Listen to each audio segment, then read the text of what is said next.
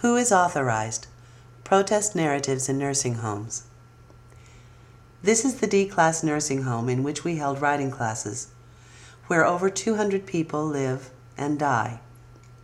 One of the things that D-class signifies is that the state of Maryland in 2004 recorded 5 E rating violations for the facility where the writing classes were held. These violations included denial of a good quality of life, failure to offer treatment and services, failure to allow for self-care, failure to provide adequate medication, failure to give or get lab tests, failure to provide services to meet the needs and preferences of residents, and failure to make sure the residents are safe from serious medication errors. Through government assistance, each resident pays approximately $4,400 per month for these so-called services. The facility claims tax-exempt status as a 5013C nonprofit. Yet despite this nonprofit status, someone besides the residents is clearly profiting. According to the 2001 tax form, 22 people employed within the building earned over $50,000 a year, while the 2 top-paid staff were LPNs, licensed practical nurses, earning $100,000 a year. Meanwhile, if residents want any money at all, they are forced, every other week, to wait in long lines for an allotment of $15. Only those residents who are their own conservators are allowed to wait in the line. Others simply never have money.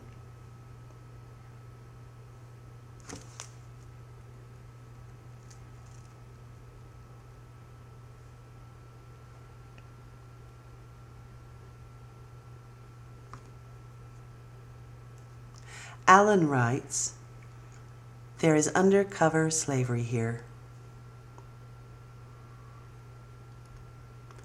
But who benefits? Who's responsible? Who owns Ravenwood? Not one staff member in the building could answer this question. Ravenwood contracts their management services to Greenbrier Healthcare, who receives some fees up front plus 5% of the facility's revenue per year. Greenbrier Healthcare is a subsidiary of Iatros Health Network, whose website is shut down. Greenbrier, now called Phoenix Healthcare, has the same CEO as Iatros. The 2004 tax forms list Foundation Health Services as receiving the 5% revenue, so it appears that FHS and Greenbrier must be the same corporation. No phone numbers for the aforementioned companies are in service."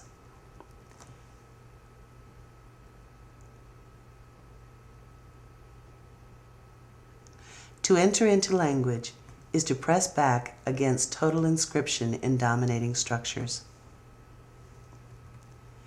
Defiance. Tony writes, "You see, I don't talk to nobody during the day. I feel as though it's when I try to talk, I get a negative feeling from the other person. The other person usually feels as though they can't understand what I'm saying, so I just say forget it. Now I'm being wheeled through the hall and I ask the nurse, 'When is lunch?' No answer, so I ask again, 'When is lunch?' Again no answer, so I yell, 'Hey, I said when is lunch? Can you please answer me?' They even cut off my dreads." Tony writes, "I want to begin it by saying how I got into this predicament. I want to admit how I got here. I want to describe my predicament. I'm trying to find the right words. Why I am here, it's hard for me to say. I think there's something I have to say. At times I do feel as though I'm not complete at what I say, yet my mind is clear. If I continue with what I'm about to complain about, I would have to be a Superman. I have a lot of things to say, but they are fictitious. The things I would like to do are fictitious. Today I happen to be in a bad mood. No, I take that back. I'm not in a bad mood because I'm alive. I'm not like everybody else. Before the accident, I could talk more defiantly. The way I speak now is that I got to search for words, whereas before the words would just come to me easily. When you say, 'Give me an example,' and I have no example, I don't have no example. I have the words, but I can't find them. I want the word defiantly. I want to put it in there somewhere." Richard writes, "My everyday frustration deals with my disability. Not being able to talk leaves no chance to have discussions about my care. Also, I never asked to live here. The state decided that I live here. My brain injury was never explained to me. What gave the state the right to make the decision for me to live here? Ms. G writes, to get dressed, one of the nurses throws me from side to side on the bed. I don't move fast enough for them, and I'm sorry I don't. But the way I look at it, I'm lucky I'm moving at all. One of the nurses said I was the laziest woman up here. I used to pick out my own clothes the night before. Now they don't wait for me to say what I want to wear. It's very difficult to formulate language.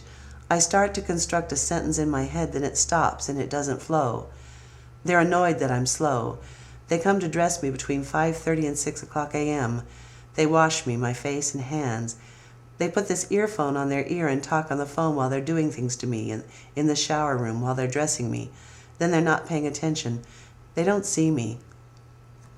Damon writes, please hear me. I need to speak out. I'm as real as you. My name is Damon. I'm a 45-year-old amputee and I have severe multiple sclerosis. I've been trapped in a lost world for 18 years and it hasn't been nice. I wind up more in this bed than most people that are dying. But I'm not dying, so why am I being treated as if I am? These walls seem to be a closing gate. I'm in prison. Oh God, I get nightmares. The nightmares are the walls, like no way out. As I look, I know there's something on the other side of these walls, but what could it be?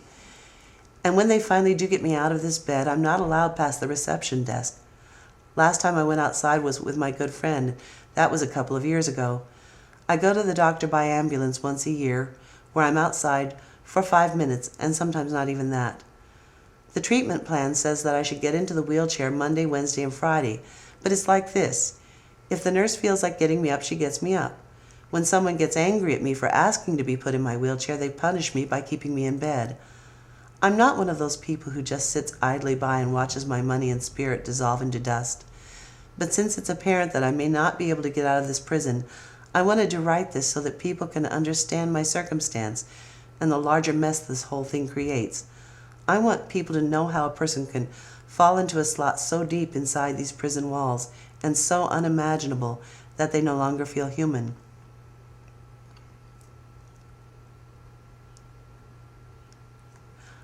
I told the administrator here that I want to leave, and she said, yeah, you can leave AMA, against medical advice, anytime you like. We're not holding you here as a prisoner.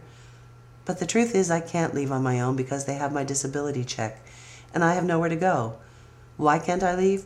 Because I can't physically slide a dollar bill into the bus machine because my arms are too weak from the disease. Why can't I leave? Because the $2 a week they give me won't get me anywhere. Since it's apparent that I may not be able to get out of this prison, my friend is trying to get me a power chair from the MS Society. We thought it would be an easy task, since the home doesn't have to pay, but the administrator told her that we have to worry about the consequences of it. We can't have him going wherever he wants. What if he uses the power chair to go wherever he wants? I desperately want to leave this place, because I'm an innocent man and I have not received a fair trial.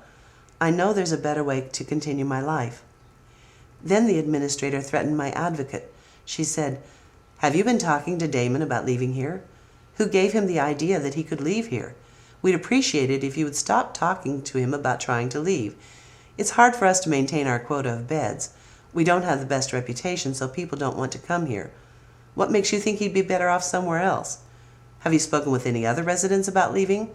We need to know because we can't have this going on. We need to keep as many people here as possible. So we got the Maryland Disability Law Center involved, and they came to pick me up in a van, since the facility wouldn't provide transportation.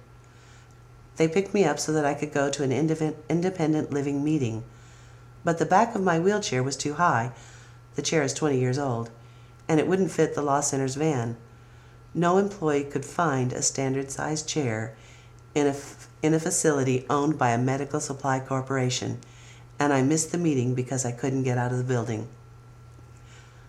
A year later, I received clemency, thanks to the intimidation of the law, and I'm living near my mom now in Florida. Also, the top portion of my chair is gone, and I can get around easier.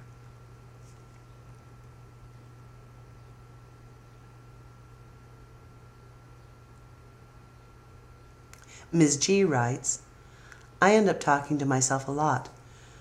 I ask myself, what are we doing here? I keep trying to know where I am or why I'm here, but I rarely figure it out.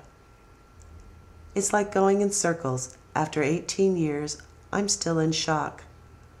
But I don't think I'll ever give up. I'm old enough now where I can just sit and ponder.